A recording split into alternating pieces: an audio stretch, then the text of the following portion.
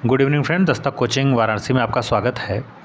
आज इस वीडियो में हम 30 क्वेश्चन जो है मैथमेटिक्स के देखेंगे, जो कि आपका जो है 17 जनवरी 2022 के प्रीवियस ईयर में आपके सीटेट में पूछा गया था, जिसमें आपके 15 पेडागोजीज रहेंगे और 15 आपके जो है सिंपल मैथमेटिक्स रहेंगे। तो चलिए देर न करते हुए वीडियो को शुरू करते हैं और देखते हैं कि कैसे क्वेश्चन जो है मैथमेटिक्स से पूछे गए थे। देखिए यहाँ पर हमारा पहला क्वेश्चन जो दिख रहा है वो कह रहा है कि यदि जो है 0.007 बटा पी माने 0.007 अपान पी इज इक्वल टू 0.001, तो पी की वैल्यू पूछा है कि पी का मान क्या होगा। तो सिंपल इसका खाली बस इधर से उधर जो है पक्षांतरण आपको कर देना है। देखिए ये जब पी आपका उधर जाएगा तो ये इसकी जगह पे आ जाएगा, तो आप इसको लिख सकते थे 0.007 बटा 0.01। अब एक बात बताइए, यहाँ पे 0.2 स्थान पे लगा है और यहाँ पे 3 स्थान पे लगा है कि नहीं लगा है बताइए। एक बात बताइए, अगर मैं ऊपर नीचे सपोज दैट अगर हम 1000 से गुणा कर दें, तो जब 1000 से गुणा करेंगे तो ये तो पूरा हट जाएगा, 0.7 बचेगा। और यहाँ पे 100 अगर गुणा करते तब 0 हटता, लेकिन हमने एक ज़्यादा कर दिया है, अर्थात यहाँ पे कितना हो जाएगा, 10 हो जाएगा। तो 7 बटा 10 को हम क्या लिखते हैं बताइए, 0.7 ही तो लिखते हैं, तभी ना 7 को 7 बटा 10, दशमलव की जगह क्या करेंगे 1 लिखते हैं, बाकी जितना अंक रहता है 0 बढ़ा देते हैं, है कि नहीं। तो इसका राइट आंसर क्या हो जाएगा, आपका तीसरा हो जाएगा 0.7। कितना सिंपल है देखिए। अगला क्वेश्चन क्या पूछ रहा है कि निम्नलिखित में से कौन सा सही है। देखिए यहाँ पे 4 जो है ऑप्शन दिए हैं और चारों में जो है आपको देखना है कि कौन सा जो है विकल्प सही है। क्या 1 किलोमीटर 1000 मीटर के बराबर होता है, तो ये तो सीधे सीधे कहेंगे कि भैया ये तो 100 मीटर दिया है, 1000 जबकि होता तो पहले ही इसको कट कर देंगे। 1 किलोमीटर 1000 मीटर के बराबर होता है। 1 मीटर में आपके 100 सेंटीमीटर होते हैं, ये भी सही बात है। और 1 सेंटीमीटर में क्या 100 mm होते हैं, तो नहीं, यहाँ पे 1 सेंटीमीटर में 10 mm होते हैं, तो ये भी कट जाएगा। यहाँ 1 किलोमीटर में 1000 मीटर, 1 मीटर में देखिए 10 सेंटीमीटर दिया, जबकि 100 सेंटीमीटर, ये भी कट हो जाएगा। तो इस प्रकार से आप देखेंगे तो हमारा राइट जवाब हो जाएगा 4 नंबर। अगले प्रश्न की तरफ बढ़ते हैं। आई होप आप समझ पाए होंगे। जिनको मैथमेटिक्स आती है उनके लिए तो ईजी है, जिनको भाई नहीं मैथमेटिक्स बैकग्राउंड के हैं तो भाई उनको तो यही कठिन है। देखिए कह रहा है कि ये पैटर्न दिया है आपको और इसको 2 जगह पे देखिए फिलिंग द ब्लैंक्स आपको भरना है किस हिसाब से। तो पहले देखिए इधर देखेंगे तो ये 10 है, 10 से 14 हो गया है, तो कितना बढ़ा है, 4 बढ़ा है। अब अगर हम इसमें भी 4 बढ़ा दें तो कितना हो जाएगा, 14 4 18 हो जाएगा ही नहीं। और फिर 18 में ये देखिए 4 बढ़ा दिए तो 22। ये पैटर्न फॉलो कर रहा है कि नहीं, तो कहेंगे कर रहा है, देखते हैं। और अब देखिए 18 जब कर दिए तो एक तो हमारा सीधे सीधे 2 ऑप्शन मैच कर रहा है यहाँ से। अब इधर का भी देख लेते हैं। देखिए 2 1 3 और 3 6 4 10, मतलब जोड़ के यहाँ पे इक्वल किया है। तो यहाँ इसमें बताइए 4 और 3 7 और 7 6 13, तो 13 में क्या जोड़ देंगे कि 18 के बराबर हो जाएगा, तो कहेंगे सर 5 जोड़ देंगे, तो भाई यहाँ पे 5 हो जाएगा और यहाँ 18, तो 5 18 वाला ऑप्शन क्या है, सीधे सीधे हमारा तीसरा दिख रहा है, तो हमारा क्या हो जाएगा, यही राइट जवाब हो जाएगा। अगले प्रश्न की तरफ बढ़ते हैं। देखिए अगला हमारा जो प्रश्न है वो ये दिया है एक टेबल बना के कि देखिए ये वर्ष दिए गए हैं आपके 4, 2014 15 16 17, और उस वर्ष में बाघों की संख्या यहाँ पे आपके राइट साइड में दिया हुआ है, ठीक है। तो यहाँ पे पूछा है, देखिए इस टेबल पे आधारित क्वेश्चन क्या पूछा है, उसमें से जो सही होगा वही आपको टिक करना है। बाघों की संख्या जो है प्रत्येक वर्ष बढ़ रही है, कहने का मतलब कि 14 से जब 15 अगला साल हुआ तो 173 से 156 तो घट गया है, जबकि ये कह रहा है कि प्रत्येक वर्ष बढ़ रहा है। तो बताइए ये तो पहले ही घट रहा है, तो क्या ये सही होगा, तो कहेंगे सर नहीं सही होगा, तो इसको हम क्या करेंगे, कट कर देंगे। पिछले वर्ष के सापेक्ष 2016 की तुलना में 2015 में अधिक बाघ कम हुए हैं, एक देखिए ये दिया है। फिर देखिए यहाँ पे तीनों में तुलना किया है, तो आप सीधे सीधे पहले तुलना कर लीजिए। देखिए 173 से 156 तो कम हुआ है, तो कितने की कमी हुई है, तो कहेंगे सर 17 36, ये 17 की कमी हुई है। फिर 156 से 140 तो फिर कम हुआ है, कितना कम हुआ है, कहेंगे सर 16 की कमी हुई है। और फिर 140 से 125 मतलब निरंतर कमी होते जा रहा है, तो कितने की, -15 की। तो यही कह रहा है कि पिछले वर्ष के सापेक्ष 2016 की तुलना में 2015 में अधिक बाघ कम हुए हैं।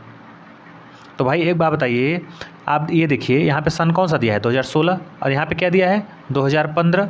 तो अब एक बात बताइए, यहाँ पे देख रहे हैं कि क्या है, सबसे ज़्यादा कम हुआ है कि नहीं, सबसे ज़्यादा किस में कम हुआ है, देखिए यही तो गैप है, 173 से 17 कम हुए हैं सबसे ज़्यादा, और सबसे कम हुआ है यहाँ पे कम।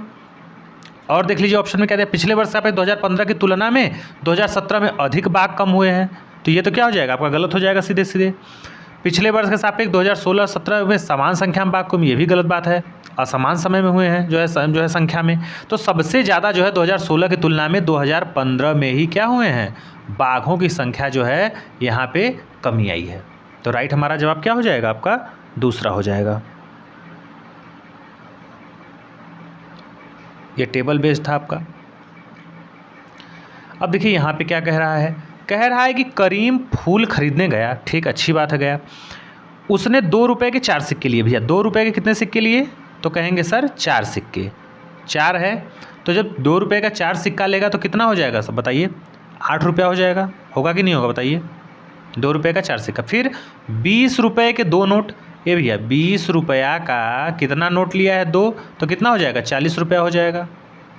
फिर आगे क्या है, 100 रुपये के 3 नोट, ये भैया 100 रुपया का 3 लेगा तो 300 रुपया हो जाएगा। फिर कह रहा है कि यदि फूलों का कुल मूल्य जो है, फूलों का मूल्य 335 रुपये था तो उसे कितनी राशि वापस मिली। अब देखिए मूल्य कितना था 335, अब इसको टोटल जोड़ लेते हैं तो 348 हो जाएगा शायद, कितना हो जाएगा 348, और ये कितना था 335 वापस।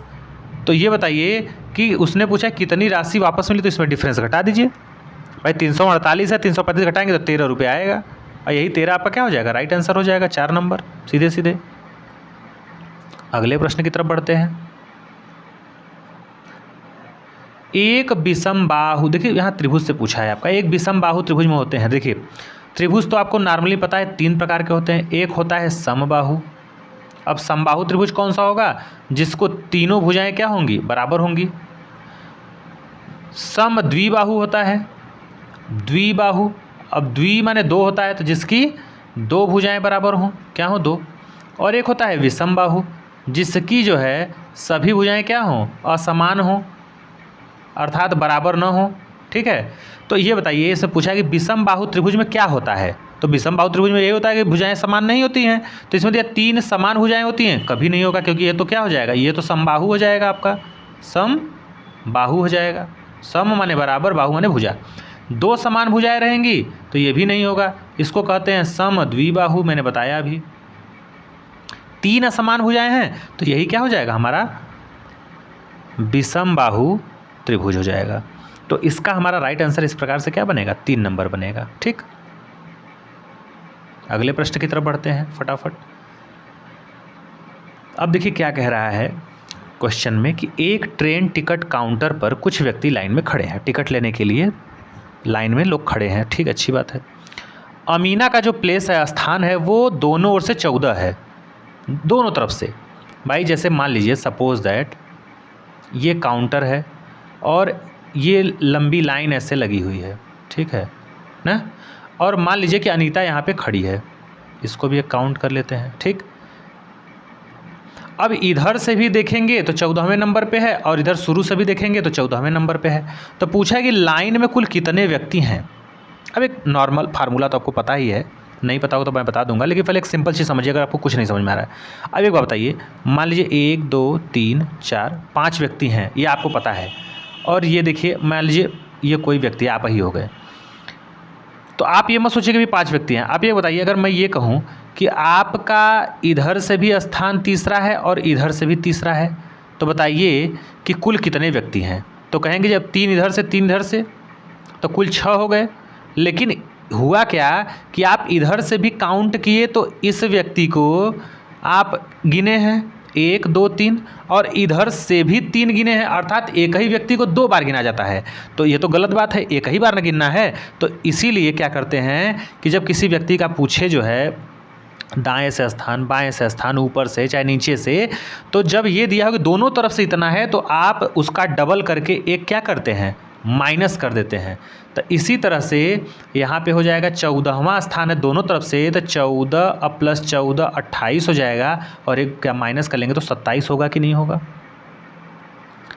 तो हमारा राइट आंसर क्या हो जाएगा, 27 हो जाएगा। इसका फार्मूला होता है कुल व्यक्तियों की संख्या बराबर कुल व्यक्ति बराबर बाएं से स्थान प्लस दाएं से, अब प्लस आपका यहाँ पे क्या हो जाएगा, आपका एक माइनस हो जाएगा यहाँ पे, ठीक। ये एक घटा देंगे। अगला देखिए प्रश्न क्या कह रहा है। अगला प्रश्न कह रहा है कि मालिनी ऐसी मालाएं बनाना चाहती है जिसमें से प्रत्येक में 18 सीपियाँ हों। कहने का मतलब कि कोई माला बनानी चाहती है ना, और उसमें कितने मोती लगे या सीपी, तो कहेंगे 18 लग रहा है। उसने 200 सीपियाँ इकट्ठा की। भैया एक माला बनाने में तो आपका जो है 18 मोती लग रहा है, और 200 सीपियाँ इन्होंने बनाया है, जिसमें से 3 टूट जाती है। तो भाई 200 में से 3 निकल गया तो कितना बचा, तो कहेंगे सर 197 बचा। 197 उसके पास सीपी है, और उसको कितना माला बनाना है ये तो पता नहीं है, लेकिन इस पर कह रहा है कि एक माला बनाने के लिए 18 की ज़रूरत पड़ रही है। तो हम ये कह रहे हैं कि 18 की ज़रूरत पड़ रही है और 197 हमारे पास है, ठीक। तो एक बात बताइए, आप कितना माला बना लेंगे। हम कहेंगे कि सर 10 माला अगर बनाएंगे तो 18 गुणे 10 180 सीपी लग जाएगा, मतलब 10 माला बनाने में, ठीक। तब भी हमारे पास कितना बचेगा, 180 घटा देंगे तो 17 माला 17 सीपी बचेगा। अब अगर इसी में हमको एक और मिल जाता तो हमारा एक और मतलब अर्थात 11 माला पूरा हो जाता है कि नहीं। तो यहीं से आपका क्वेश्चन पूछा है कि मालिनी सीपियों से 11 मालाएं बना सकती है, बताइए। तो कहेंगे नहीं, कहाँ से बना रही है, जब उसको एक अलग से मिलता तब ना। वो तो 3 खराब हो गया, 197 है, तो आपका जो है 180 रहता तब ना पूरा 11 बनता, नहीं बनेगा। मालिनी को 11 मालाएं बनाने के लिए एक सीप की आवश्यकता है, ये सही बात है भाई। 11 माला बनाने के लिए एक और उसको मिल जाता तो ये पूरा हो जाता है कि नहीं। तो बाकी इसको आपको पढ़ने की आगे ज़रूरत है ही नहीं, सीधे सीधे हमारा आंसर क्या हो जाएगा, आपका दूसरा सही हो जाएगा, है कि नहीं। आगे क्वेश्चन की तरफ बढ़ते हैं। तो ऐसे ऐसे क्वेश्चन देखिए नॉर्मल मैथमेटिक्स से पूछे हैं, बाकी तो आगे पेडागोजी है। देखिए कह रहा है कि त्रिभुजाकार पिरामिड का जिक्र किया है कि नेट में कितने त्रिभुजाकार फलक हैं। तो देखिए जब आप एक त्रिभुजाकार पिरामिड बनाएंगे कुछ इस प्रकार से है कि नहीं, कुछ इस प्रकार से, तो इसमें पूछा है कि त्रिभुजाकार फलक कितने होंगे। तो देखिए एक तो इधर हो जाएगा और एक इसके जस्ट अपोजिट हो जाएगा, ये और इसके जस्ट अपोजिट, और एक ठो ये और इसके जस्ट अपोजिट। तो कुल मिला के कितने हो जाएंगे फलक, 4 हो जाएंगे। तो 4 कहाँ दिया ऑप्शन में, पहला ही दिया है, तो हमारा पहला क्या हो जाएगा, आपका राइट जवाब हो जाएगा। अगले क्वेश्चन की तरफ बढ़ते हैं। अगला क्वेश्चन कह रहा है कि वासु के पास एक क्या थी, बाल्टी थी, ठीक, जिसमें 37 सही 1/4 लीटर जो है, ये खाली सही बटा दे के आपको फंसाया है, लीटर दूध आ सकता है ना। वह 250 ml की छोटी बोतलें भरकर बाजार में दूध बेचना चाहता है। तो कितनी इसमें पूछा है भाई कि बोतलों को जो है वो भर सकता है, ठीक है। अभी वो बताइए, मैं आपसे ये कहूँ कि आपके पास बाल्टी में 10 लीटर दूध है, ठीक, और जो है 1-1 लीटर का जो है आपको बॉटल भरना है, ठीक। 1-1 लीटर का आपको क्या करना है, बॉटल भरना है। तो ये 1 लीटर का है, देखिए ये 1-1 लीटर का है, तो कितना भरेंगे, तो कहेंगे कि सर 10 लीटर पूरा दूध है, तो अगर हम बॉटल में भरना चाहेंगे, छोटी बॉटल में 1-1 लीटर का है तो 10 लीटर भर सकते हैं, है कि नहीं। 10 लीटर भरेंगे कि नहीं बताइए। तो यही आपसे पूछा है कि ये 250 ml का बॉटल है, छोटा ही बॉटल है 250 ml का, तो ये कितना बोतल आप भर सकते हैं, आपके पास दूध कितना है, इतना लीटर है, ठीक। अब देखिए इसका जब गुणा करेंगे तो 4 सत्ते 28 और 4 तेई 12 दो 14 प्लस 1/4, तो 149/4, ये इतना लीटर आपका क्या हो गया, टोटल दूध हो गया। अब एक बात बताइए, 1 लीटर में 1000 ml होता है, मिलीलीटर होता है कि नहीं होता है बताइए।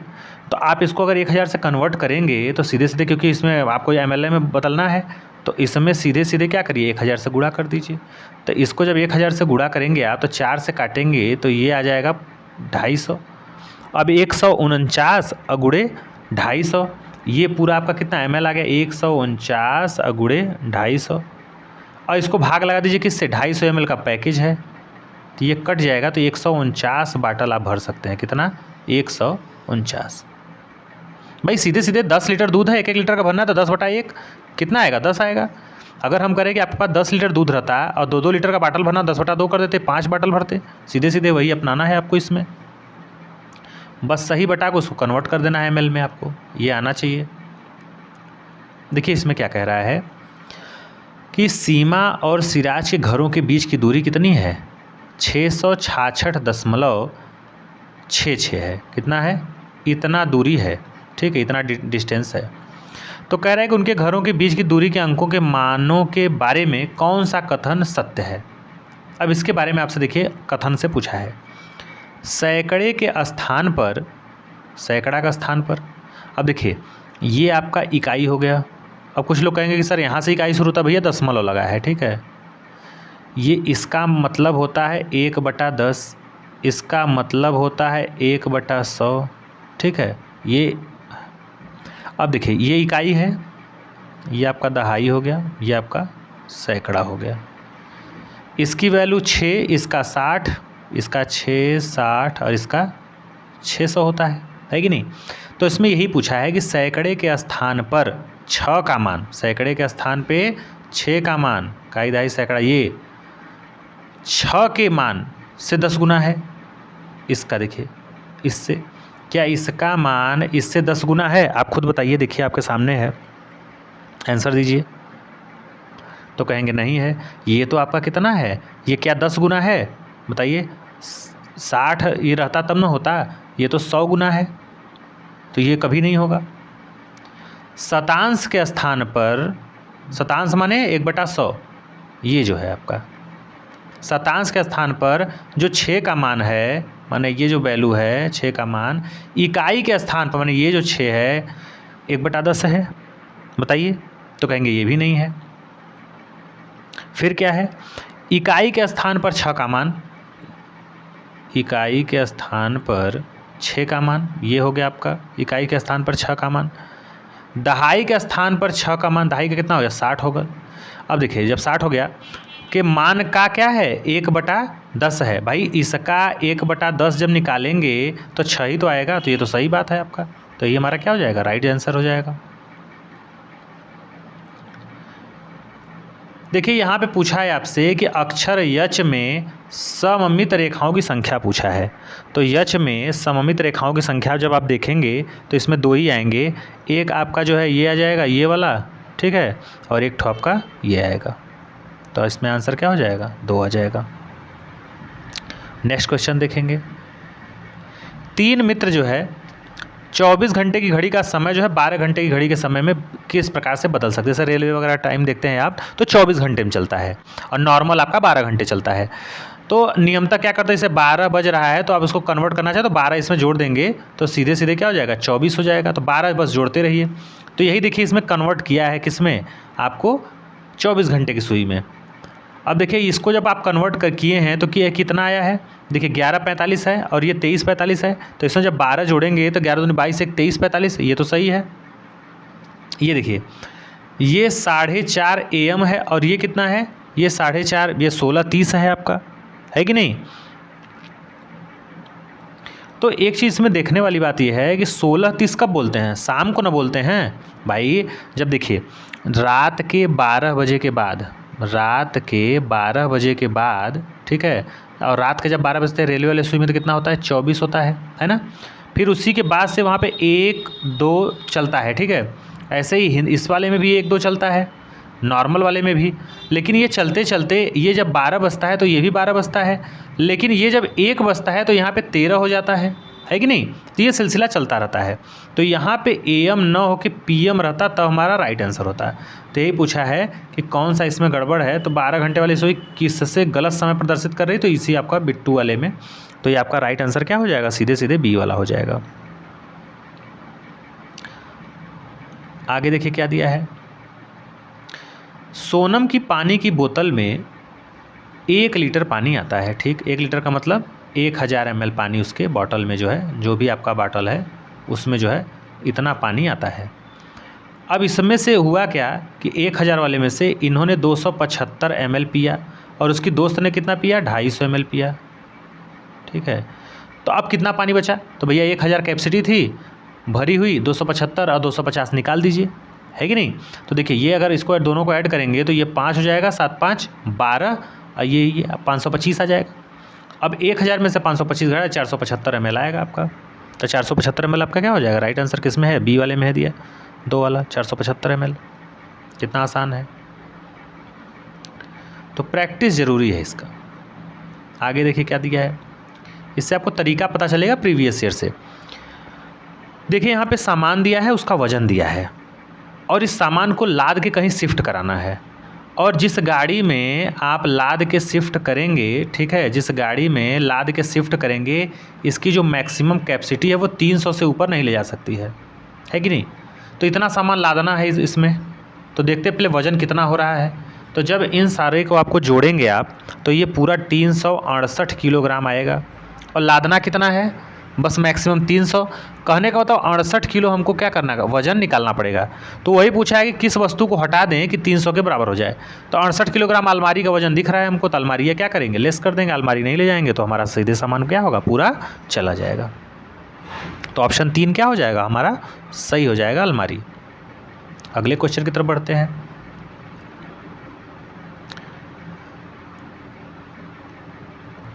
देखिए यहाँ पे आपका क्वेश्चन पूछा है सीधे सीधे जो है कि निम्नलिखित में से कौन सी ज्यामिति की महत्वपूर्ण प्रक्रिया है, दृश्यीकरण है, पक्षांतर है, रूपांतरण है। इसमें सही विकल्प का आपको चयन करना है।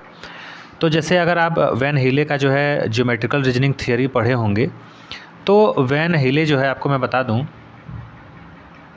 देखिए ये वैन हीले का जो है आपका ज्योमेट्री थियरी है। इन्होंने बताया कोई बच्चा जो है ज्यामिति को कैसे सीखता है, जैसे आयत हो गया, वर्ग हो गया, घन घनाभ, ये सब चीज़ें जो भी ज्योमेट्री के अंतर्गत आती हैं आपके, वो कैसे बच्चा सीखता है। तो उन्होंने बताया था कि बच्चा 5 स्तर में, 5 लेयर में, 5 स्टेज में बच्चा जो है चीज़ों को सीखता है।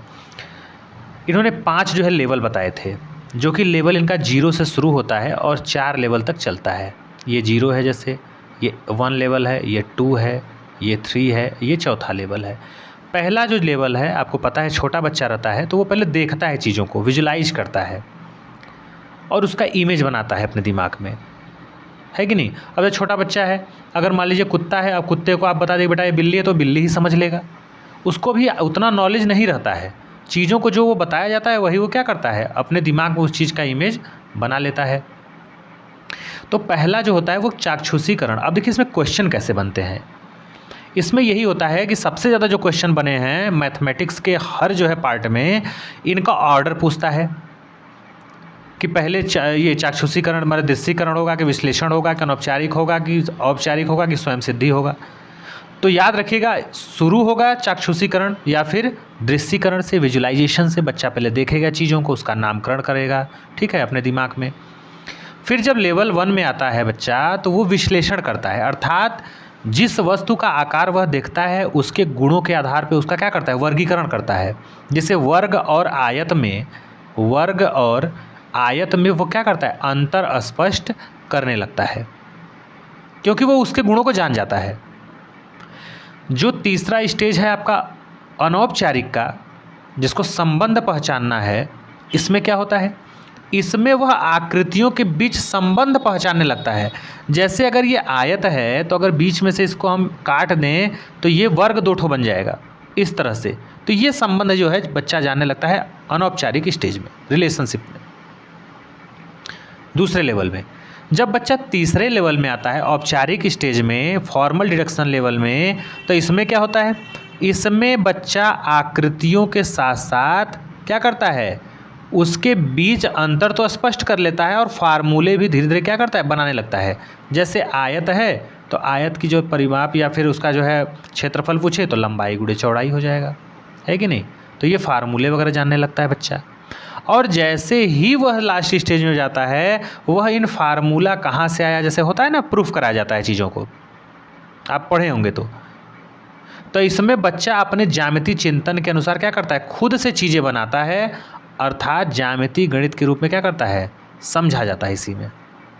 तो ये था 5 जो है इसके स्तर, लेवल 0, 1, 2, 3, 4 करके वैन हिले का। तो इसमें यही पूछा है कि कौन सा जो है महत्वपूर्ण प्रक्रिया है। तो देखिए दृश्यीकरण तो मैंने पहले बताई है ही आपका, रूपांतरण है, ट्रांसफॉर्मेशन है, पक्षांतरण नहीं है। तो ए और सी जिसमें होगा वही आपका सही हो जाएगा। तो पहला क्या हो जाएगा आपका, सही हो जाएगा।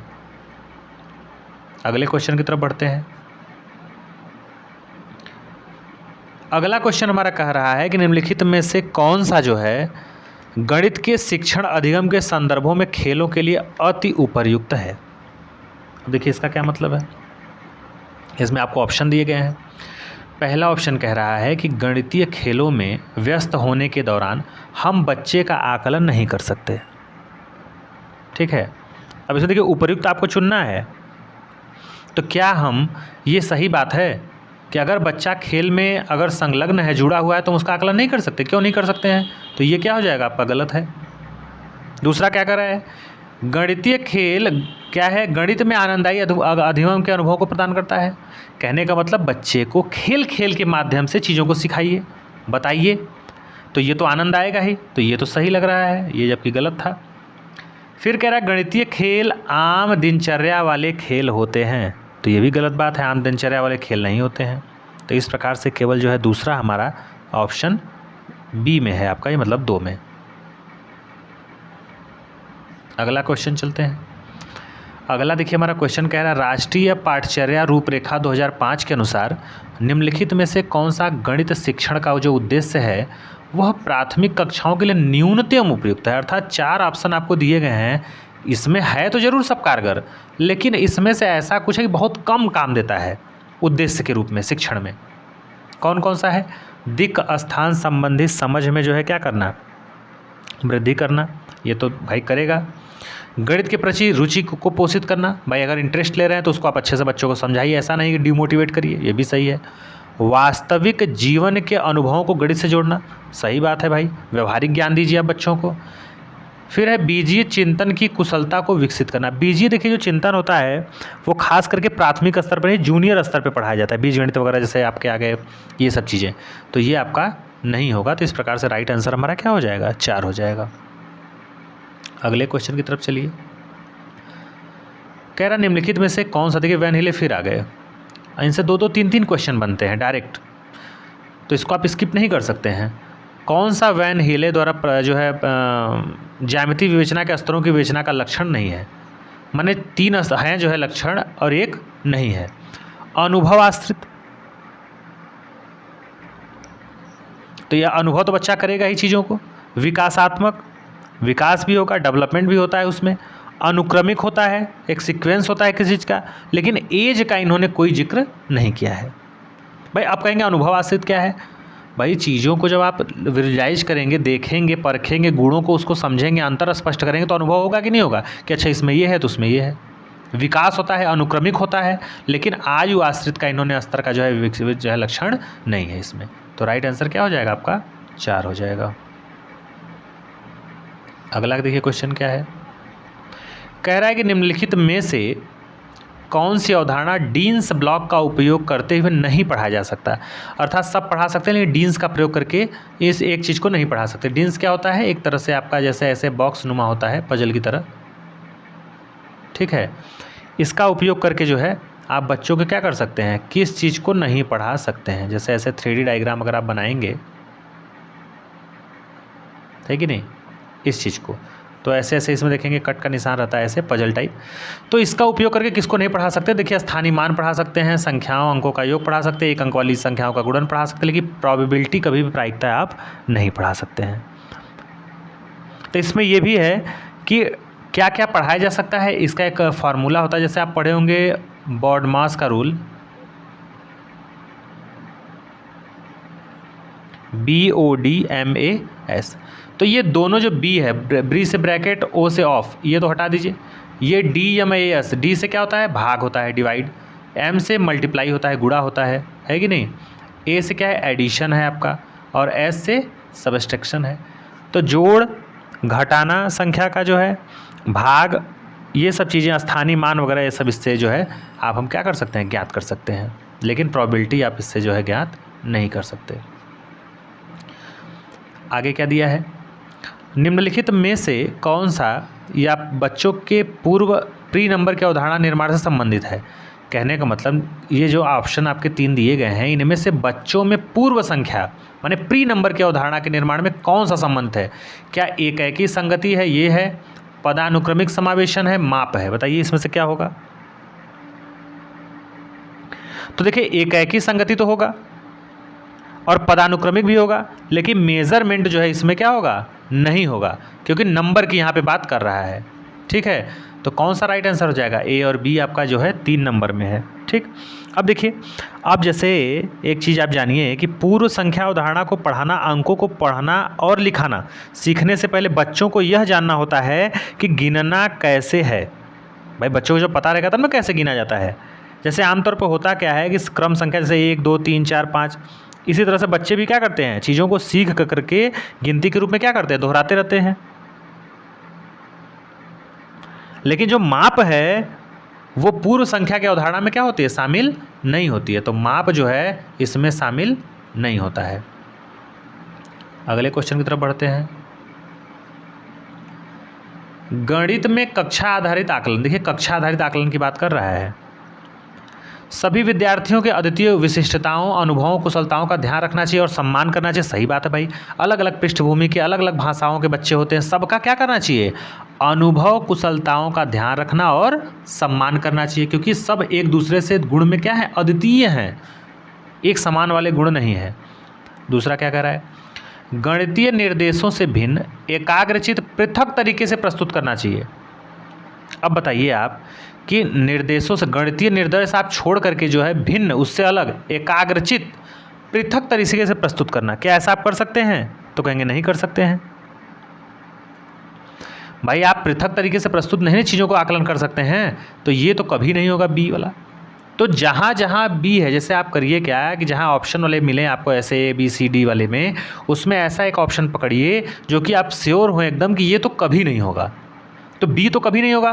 तो बी देखिए इसके साथ है तो ये भी कभी नहीं होगा, इसके साथ भी है तो कभी नहीं होगा। अब ए और सी में लड़ाई है, इसमें ए और जो है पहले और चौथे में, इसको देख लेते हैं।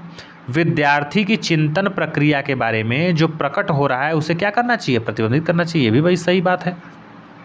तो ए और सी किस में हो जाएगा, आपका 4 नंबर क्या हो जाएगा, राइट जवाब हो जाएगा। अगले क्वेश्चन की तरफ बढ़ते हैं।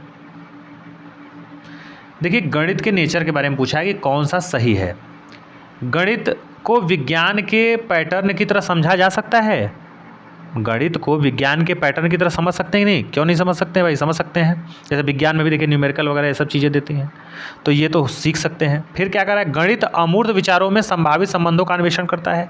अमूर्त रूप से आप सोचते हैं कि नहीं सोचते हैं, बताइए, चीज़ों को दिमाग लगाते हैं, गणित लगाते हैं, तो अमूर्त सोचते हैं कि नहीं, तो ये भी सही है।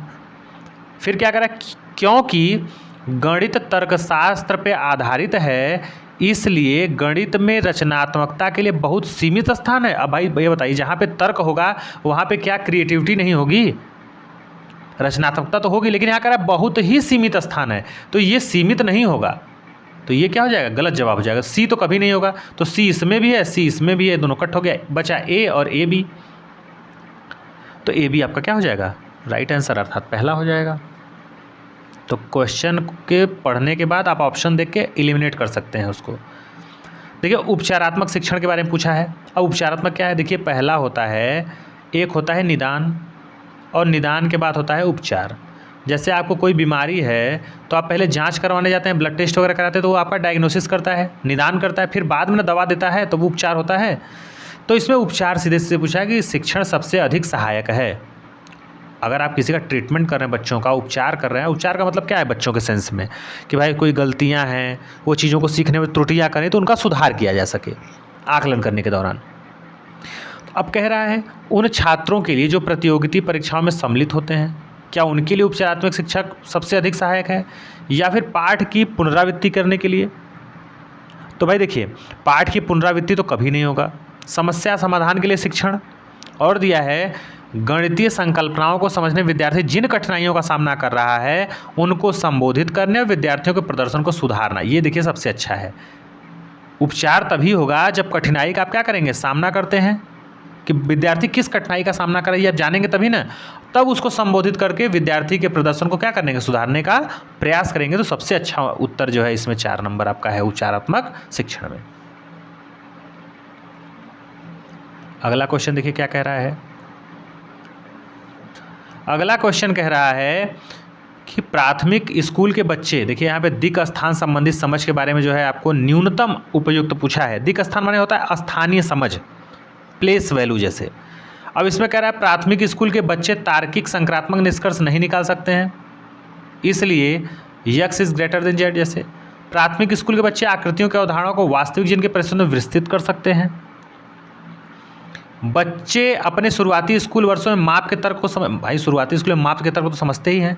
बच्चों का दिक् स्थान संबंधी पूर्व विद्यालयी ज्ञान संभावनात्मक होता है, ये भी सही बात है कि नहीं। बताइए, जैसे प्री प्राइमरी लेवल पे बच्चा पढ़ने में, जैसे एक में एडमिशन लेने से पहले ही वो कुछ चीज़ों को तो पहले से जानता है, ऐसा तो नहीं एकदम नीलबटा सन्नाटा है। तो यहाँ पे बच्चे 2 ऑप्शन, इसमें न्यूनतम पूछा है, कम उपयुक्त है, बाकी तो सब उपयुक्त हैं। प्राथमिक स्कूल के बच्चे आकृतियों की अवधारणाओं को वास्तविक जीवन की परिस्थितियों में विस्तृत कर सकते हैं कि नहीं कर सकते, कर सकते हैं, तो ये भी कर सकते हैं। लेकिन ये संक्रामक निष्कर्ष नहीं निकाल सकते, निगेटिव टैगवर्ड, तो ये थोड़ा सा न्यूनतम लग रहा है। तो हमारा राइट आंसर क्या हो जाएगा, आपका पहला हो जाएगा। 3-4 क्वेश्चन और बचे हैं। देखिए कह रहा है कि निम्नलिखित में से कौन सी गणित में रचनात्मक आकलन की विधि नहीं हो सकती है। रचनात्मक आकलन आपसे पूछा है, ठीक है। तो ये आपका फॉर्मेटिव असेसमेंट पूछा है आपसे, तो इसमें क्या नहीं हो सकता है। जैसे इसमें देखिए दिया है परियोजना है, प्रश्नोत्तरी है, दैनिक विवरण है और सत्र अंत परीक्षा। तो ये निगेटिव टैग वर्ड है। परीक्षा आपको पता है कि निगेटिव होता है, नकारात्मक में लिया जाता है। ये 2 चीज़ें होती हैं, एक असेसमेंट फॉर लर्निंग होता है, एक असेसमेंट ऑफ लर्निंग होता है। असेसमेंट ऑफ लर्निंग में ये सब चीज़ें आती हैं। असेसमेंट फॉर लर्निंग पॉजिटिव ले जाता है कि बच्चा, आप शिक्षण कर रहे हैं, बच्चों को पढ़ा रहे हैं, उसी समय त्रुटियों को जानिए और उसका सुधार बराबर करते हुए चलिए। और ये जो सत्र के अंत में परीक्षा होती है, जैसे आप मंथली टेस्ट ले रहे हैं, आप जो है ईयरली टेस्ट ले रहे हैं, हाफ ईयरली ले रहे हैं, ठीक है, तो ये विधि आकलन जो है रचनात्मकता का आकलन नहीं है, क्योंकि 1 साल के बाद या फिर 6 महीना बाद आप उसका आकलन कर रहे हैं कि क्या त्रुटियां हैं, क्या नहीं है, कहाँ पे कमजोरियां हैं। जबकि ये सब जो प्रोजेक्ट विधि है, चाहे प्रश्नोत्तरी क्विज के माध्यम से है या दैनिक विवरण है, ये सब क्या करते हैं, रचनात्मकता का क्या करते हैं, विकास करते हैं। तो हमारा राइट आंसर क्या हो जाएगा आपका 4, चूंकि नहीं पूछा था। अगला देखिए क्वेश्चन। कक्षा में अधिकांश विद्यार्थियों ने कहा कि 360 और 55 बराबर है 31-15 के। अब देखिए 360 और 55 जोड़ा है, तो ऐसे 5 जोड़ दिया, 6 5 11, कैरी 1 बचा, तो उसको भी ऐसे लिख दे रहा है। अब फिर 3, अर्थात उसको ये नहीं पता है, क्या चीज़ नहीं पता है, जोड़ने के समय पुनः समूहीकरण या फिर अग्रवर्ती गणना या 3 अंकों वाली संख्याओं का योग या फिर एकाएकी संगति। तो इसको जोड़ने का जो है समय पुनः समूहीकरण का क्या है, ज्ञान इसको नहीं है, इसलिए इसे जो है एडिशन विथ रीग्रुपिंग ये नहीं कर पा रहा है बच्चा। तो इस वजह से जो है क्या है, ये समस्या से परेशान है, इसलिए ऐसा लिखता है बच्चा। अगला देखिए क्वेश्चन क्या कर रहा है। गणित में त्रुटियों के लिए निम्नलिखित में से कौन सा सही है। अगर कोई बच्चा मैथ लगाता है और उसमें गलती करता है तो इससे क्या सही है।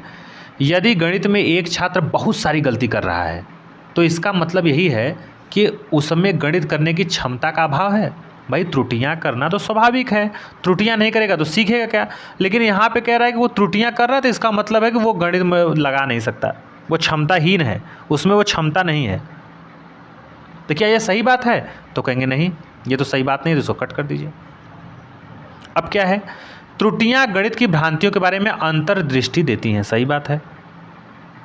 शिक्षक को छात्रों को ऐसे पर्याप्त रूप से चुनौतीपूर्ण कार्य देकर जिनमें उनसे त्रुटियां होने की संभावना हो, क्या ऐसा काम करना चाहिए, तो करना चाहिए। बच्चा जब तक जो है त्रुटियों के डर के मारे टीचर जो है क्वेश्चन नहीं देंगे तो संभावना कहाँ से क्रिएटिविटी की बनेगी, कहाँ से बच्चा सीखेगा। तो शिक्षक को छात्रों को पर्याप्त रूप से चुनौतीपूर्वक क्या करना चाहिए, काम को देने चाहिए जिसमें त्रुटियों की क्या हो, संभावना हो। तो बी और सी विकल्प कहाँ पे है, ये आपका 3 नंबर में है। ए तो कभी नहीं होगा, तो ए देखिए इसमें भी कट हो जाता है, इसमें भी कट हो जाता है, इसमें भी कट हो जाता है। आप चाहते तो खाली इसी से एलिमिनेट करके लगा सकते थे। अब देखिए अगला क्वेश्चन क्या कह रहा है, आ गया जॉर्ज पोल्या के अनुसार निम्नलिखित में से कौन सा गणित में समाधान से न्यूनतम संबंधित है। समस्या को समझना, क्या ये है, समस्या को हल करने के लिए योजना बनाना, समस्या का एकमात्र प्रत्यक्ष हल खोजना। देखिए आपसे न्यूनतम पूछा है, न्यूनतम माने कम संबंधित है समस्या समाधान में, कि अगर कोई प्रॉब्लम है आप सॉल्व कर रहे हैं तो पहली बात खाली ये कह रहे हैं आपकी समस्या का एकमात्र प्रत्यक्ष हल खोजना है। एकमात्र शब्द अपने आप में खुद जो है चीज़ों को सीमित कर देता है। उत्तर की व्याख्या करना, ये तो मान लीजिए ठीक है, तो हमारा राइट आंसर क्या हो जाएगा, 3 हो जाएगा। अगर इनके हम देखेंगे जॉर्ज पोल्या के, तो इन्होंने 4 जो है समस्या समाधान के जो है सिद्धांत दिए थे। इन्होंने एक कहा था कि समस्या को समझना, पहले आप क्या करेंगे, समस्या को पहले आप समझेंगे, समझना, फिर जब समस्या समझ लिए तो उसके बाद उसको हल करने के लिए क्या बनाएंगे, रणनीति बनाएंगे। बनाएंगे कि नहीं बनाएंगे बताइए, तो रणनीति बनाएंगे दूसरे लेवल पे।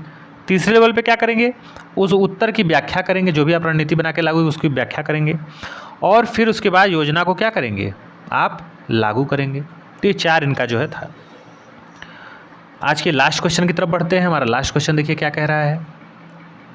लास्ट क्वेश्चन हमारा कह रहा है कि प्राथमिक कक्षा के गणित के अध्यापक ने भिन्न की अवधारणा का परिचय देने के लिए निम्नलिखित क्रियाकलापों की योजना बनाई है।